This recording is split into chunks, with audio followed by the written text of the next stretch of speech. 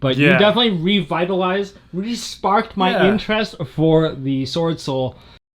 Hey guys, it's Tom Box. Well, that's not Tom Box. That's Phil. Guys, remember Phil? Hi. Alright, so I've invited Phil over to record his deck profile. This is on Swordsoul. You still on that train? Yeah, it's still my favorite deck right now. Yeah, because there's no more token collector, so it feels a lot better to play. You can kind of tech out the main deck, and it's not tier 1, but you know, gives you a good chance to beat some of the top decks. I think you could have won the OTS quite easily. It was quite in the bag for you. Yeah, well, I had to leave early for the. I had to drop in top 4 because I had that concert to go to. So, but that was really good. I felt really strong the whole day. There was like a couple. I only lost, I think, 1 round in Swiss, so it was good. So it was really good. I was really impressed. I thought Swordsoul was like kind of done. But you definitely revitalized, re-sparked my interest for the Swordsoul. And the way that you play, I think everyone was super amazed at what you were doing. Okay. Don't hype it up too much. Stop selling it. Yeah, don't sell it too hard. It was good though. It was fun. It was good. I mean, I played a lot of, tier, Sprite, Rogue. It kind of has like a, jack of all trades type of situation. There's not any unwinnable matchups, even against a back row. You have like a good chance with the right hand, and it's I like it. I like the cards. It's my favorite deck right now, and I'm gonna keep playing it.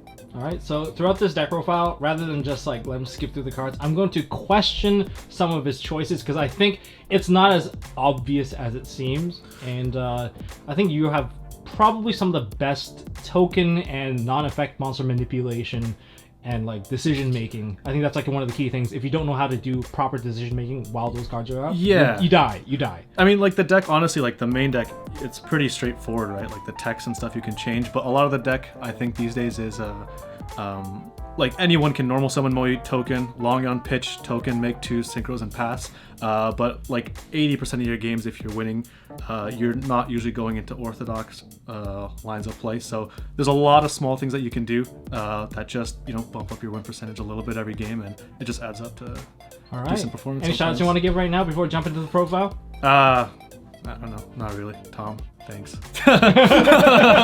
Thanks for coming. Yeah. All right. Oh, and yeah, you know what? I play with Jason a lot. Jason also, I think, bubbled out at the OTS that he came like 9th. So. Oh yeah, that was pretty bad. Yeah, poor Jason. I just hope he ends up playing decks that don't involve Exorcistus because it's so bad. It's so bad. It's actually ironically such a free matchup for Swordsoul, but yeah. All right. You know what? Let's get into the profile. Sure. All right, let's take a look. Okay. Well, the easy ones. 3 Moe. I don't think there's too much to explain. No, these ones I don't think really matter that much in terms of like explanations. How about long end? Yeah, I mean, you play 3, it's still amazing. Sometimes you can do the whole double draw thing with the big burn guy and Moe. Still very good. I mean, is it worth doing, like, especially when Nib's still like probably right now? Yeah, I would say actually most game 1s, I would say even in most like tournaments that I play, I just cheat out pass with like maybe 70% of my games with like the rest of the techs in the deck. It's like cheat out pass unless it's like just can't get Nib, man. Yeah, I just try not to play into Nib because other than Nib, not much else hits you, right? You can't really get super polyed or anything like that. You're playing rivalry, so things like still 2 Taya. I mean, obvious, still like super good follow up. If we didn't play Desires, we just played 1, but it is what it is. This is probably the only different thing. It's just 2 Ecclesia. This is just because the list, it's 40 exactly, so we had to make some concessions somewhere. Someone's gonna love this. Someone out there's gonna love. Oh, it's 40. Yeah, it's 40 exactly. It's 40 exactly, and this is primarily because we play rivalry, and this is horrendous with rivalry. There's like huge confliction, so it's good going second, but you don't really want to see it going first because if you see it going first, your hand's probably not that good anyways. Triple. Yeah. Or the spells already. Yeah, obvious. Is that all the monsters? No, this is just the Swordsoul engine. Oh, engine. I just did you know what? We'll do. You know what? It's fine. I'll work it in post. Okay.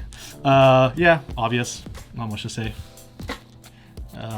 Still play 1 Blackout. Not as good versus tier, but we still play it because it's relevant in a lot of other matchups like Sprite, pre-ban list. But yeah, still good. Still play it. I mean, get rid of the names. That's what really matters. Yeah. This still is at 3 because this is like the best one that you actually want to open. It gives you follow-up. There's cool plays you can do with Heavenly Circle that you can actually put up Draco Berserker before you activate Qishao. So if they have like Hofness or in hand, you can banish the Hofness with your Draco Berserker just using the 10 Ys. I can go over that a little bit later if Tom wants, but still 3.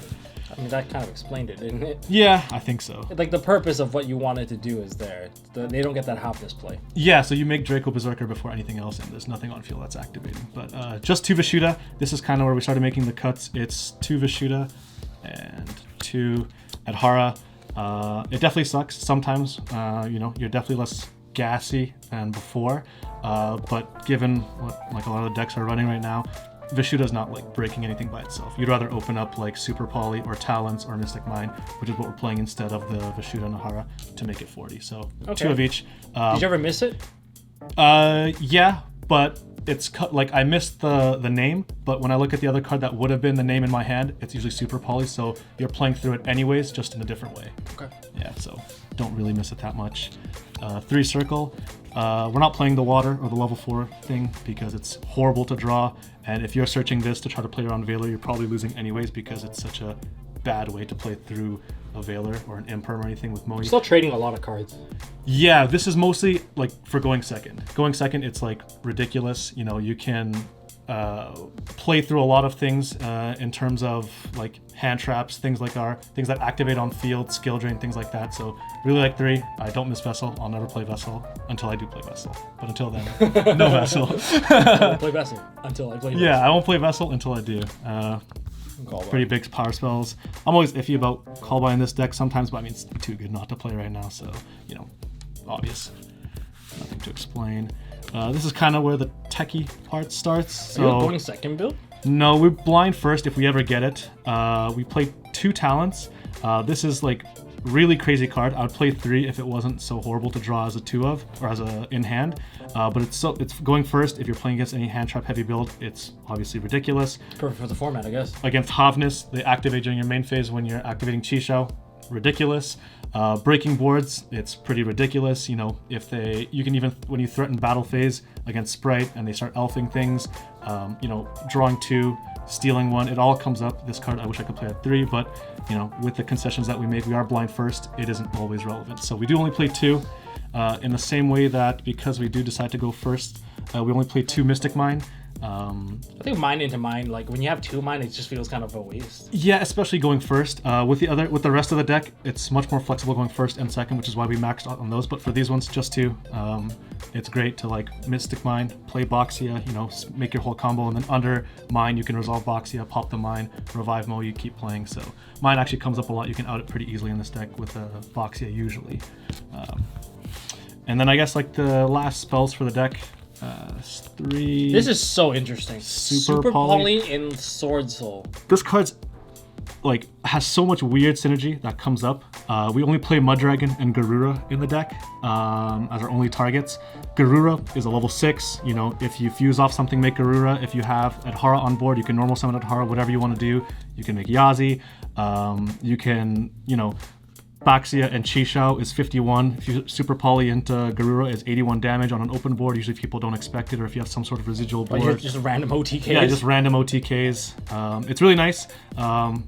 It sucks a bit against tier, but it's good going first and second, which is why we play 3 of it. We can always side out of it if it doesn't really come up, but it's really crazy. There's a lot of like interesting synergies, especially with Muddragon. You can call It's a worm. Yeah, Muddragon is a worm. You can Super Poly under a Shuna. Sometimes that throws people off, but it's really crazy. This card's probably this card is the second biggest reason why this deck is good. Well, I know because like when I played against you and the Super Polys came up, I was like, what the hell is going on? We have so much flexibility, right? Elf and Red are fires. And you get like the Garura draw. That was also very surprising too. Like usually when I see the draw for the level 10 plus the 8, usually there's like a 2-card draw and a search, but then you made it a 3-card draw and the additional search. I'm like, what is going on? Why? So yeah, I would say that's the second best card in the deck. The first, I think this is like the best Swordsoul card that you have to play. We don't play any hand traps other than 3 Imperm, which is the last 3 cards. Big shocker. But this is so crazy. First or second, doesn't matter. You flip this up.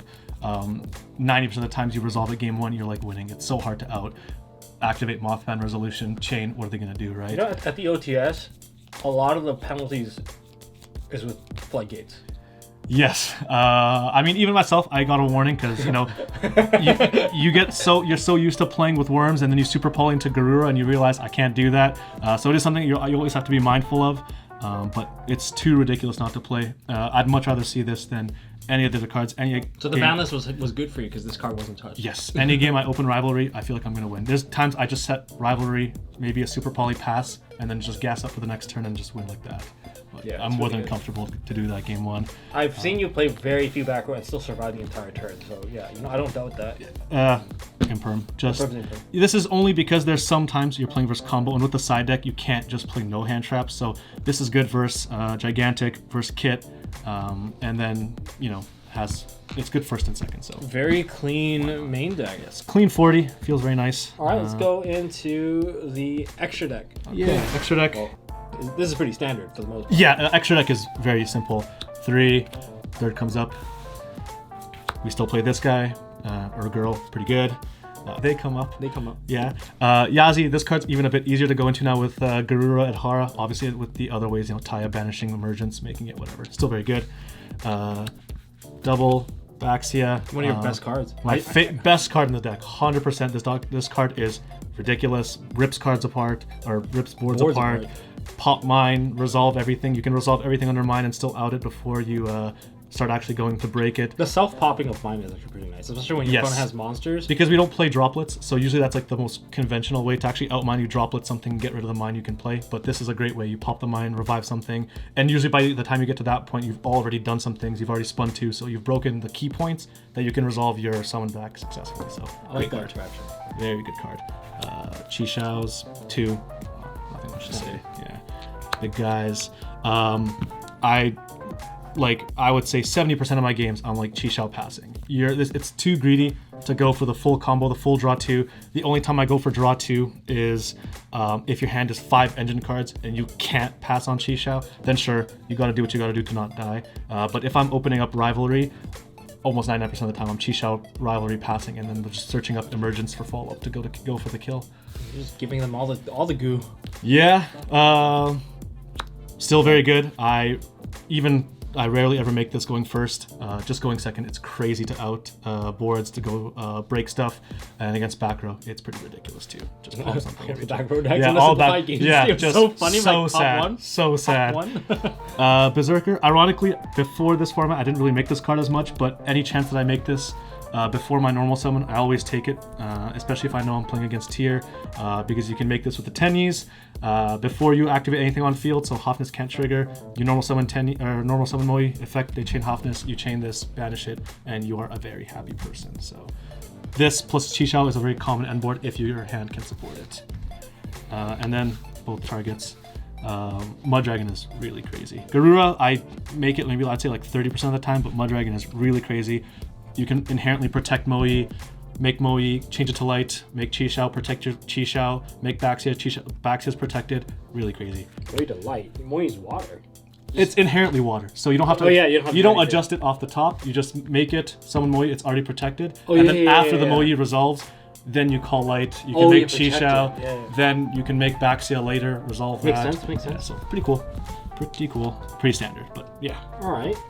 Side deck. Let's see it. Yeah, so this is like, this before the ban list, so it's like OTS from last weekend. So obviously this is very subject to change, but for what I played, 3 nib, this is just for tier, and random rogue stuff that you might face up in a tournament. Not going to be as good after Lulu Kalos comes out. Yeah, the monster. The new Kid Kalos fusion. Yeah, we'll have to see how to deal with that, but for now, this kind of is what we're doing. They get a free negate. I mean, that's pretty sick. Yeah, Like you would start with that, and just leave it on board. just makes me more sad. That deck is so good. That deck is so good. So that's 3 for tier, 3 for sprite. With like the siding patterns, 3 of each is good. Depending on what you're playing against, this is very obvious for Sprite, very good. And then we have 2 flex spots that you can kind of put in versus both, as well as have coverage in other matchups. So this versus Tier is good. This versus Sprite can come up if you banish the Ronin Toad from the grave. Not anymore. So, you know, No more Toad. this plus the 3 of each, you're siding in 5. So you can usually take out, you know, 3 Rivalry, 2 Mystic Mine, or 2 Talents, etc. Usually against Tier, you're taking out more spells so you don't get eradicated. That's kind of where the idea is. You don't really want to play too many spells versus Tier because you're gonna not have a good time. Lightning Storm. Lightning Storm. This is like my back row removal. Yeah, pretty standard. Nothing much to say here. As well as. Duster. Oh, it's gone. Yeah. Oh, that's gone. I know. What are you gonna replace it with? Probably, maybe cut one of these and play 2 Cosmic Cyclone just because people are still dag-dang and scything you. So at least double Cosmic Cyclone can give you a bit of an out to Scything. to scythe. Well, depends, I guess. Depends how they do it. Sometimes it works, sometimes it doesn't. I'll have to figure that out. I don't know. More Crow. Yeah, I don't know enough about that yet. I'll see what people are doing. And the last 2 cards, Anti-spell fragrance. in a 40 card list with Moe draw desires, potential talents draws. 2 is enough where with 2 anti-spell, 3 rivalry, if you see one of them, you're probably pretty safe. So that's pretty much it. That's for last format. Stuff's probably going to change. Things to consider, maybe an extra DD Crow, Droll maybe might be good, but other than that, who knows? All right, Phil, let's see the play to kind of handle a little bit of the Tier matchup. Yeah, so this, it does kind of require like a specific hand. This is usually if you draw a lot of engine and you know you're playing against Tier, this is kind of what you can do to play around Hoffness and things like that. You know, what you want to do is you want to start with Ashuna. This does require a Shuna circle and then some way to get into your Swordsoul engine. So that's why it's a little bit specific, but the games that it does come up, we're playing 40 cards, you'll see it happen every now and then. You'll link off, I'll just put this in the grave here. They can't activate Halfness because that's a hand summon. Yes, and then what you do here, this is kind of like, it's not even really that crazy, but you just activate a Shuna. If they have no response, you chain circle, tribute your monk for cost, and then what ends up happening is the circle, because you tribute a non-effect monster, can summon 1 10E, and the Ashuna is still resolving to summon the other 10E, and what you end up with is a level 8 Synchro, that is Berserker, that you can do before activating any monster effect on field. So now, for example, if you Moe reveal something and they chain Hoffness, you can just Draco Berserker, banish it, and you're just dealing with 1 less Hoffness. It's like, it's pretty crazy. It doesn't come up that often, but it's just something to know because there's so many small lines that you can take in this deck that don't just go big level 10 and double draw with Moe. There's a little bit more nuance with the deck that kind of just adds up over the course of the games that you play, that, you know, you might win a game that you weren't supposed to, or your opponent might play around something differently because they don't always see this come up first, and things like that do come up, especially in a deck that maybe people don't see as often. They might forget a thing or two here. All right, Phil, thanks for showing your Swordsoul deck. People have been asking for it, and people are wondering, like, is Swordsoul bad? Like, what do you want to say to them? Hey man, I honestly think You suck. it's one of those things where I think any deck, as long as you have like a good idea of what you're doing, you have like a game plan of what you want to try to do, you know, and you build your deck to try to execute what you are trying to do. You know, even a deck like Swordsoul, you can catch lightning sometimes and go pretty far where maybe you're not supposed to. I love the deck. I'll keep playing it. There's no more red reboot, so it's a bit of a buff, I guess. But yeah, no, it's awesome. You know, if Abe from years ago, it was like pre-COVID, one of my first and my only fans. If you're watching, I hope you're playing Swordsoul, bro. I hope Harpor comes back, man. Yeah, I don't know. I hope Harpor comes back. It can come back. It can come back. That's my only request. That's the only thing I want to give out in my final remarks. Yeah, you sell your whole deck. No, I still have it, man. Gizmek is sitting in like on my shelf. That's its own designated spot. One day. One day it'll come back. All right. Yeah, one day it'll come back. All right, thank you so much, Phil. Thanks for like taking your time to do this. Yeah, no problem. Giving Swordsoul players hope. Yes, believe. Just play Super Poly. Just play Super Poly and Better than you Rivalry. think. It's way better. Yeah, than you think. it comes up, and you know what? I will say, your first like your first like at least 10-20 matches playing with it, you're not, you know, it might feel awkward and clunky, but you'll see that you can feel safe with Rivalry, Super Poly, and Qishao. It's like an FTK going first. Like, it's so hard for them to play around. just tried out double synchro is you read that that ain't the from, wave. like, Double synchro ain't the wave anymore. Did you read that from a fortune cookie? I gotta stop being a savage. I need to be sponsored. No, that's okay. That's okay. All right, thanks, Phil, man. Take it easy.